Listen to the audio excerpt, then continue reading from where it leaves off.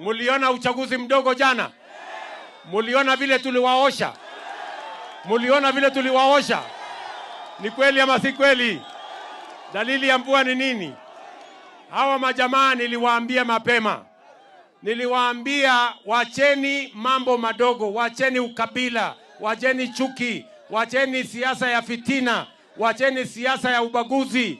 Nilishawaambia na niliwaambia wasipowacha hiyo siasa ya ukabila watachelewa. Wamechelewa hawajachelewa? Wamechelewa hawajachelewa? Sasa jana wananchi wa Kenya kutoka Magarini, kutoka kule Mbere, kutoka kule Banisa, kutoka kule Malava, kutoka bile Unguja, kutoka kule Kasipul, kutoka Baringo pia wamewapatia ilani.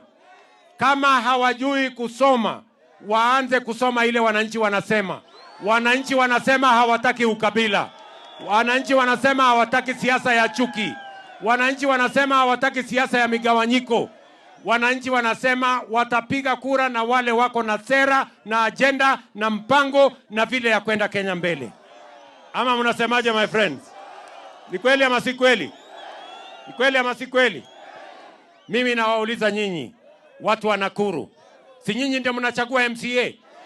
Mnachagua mbunge, senator, governor, rais. Si nyinyi ndio mnachagua?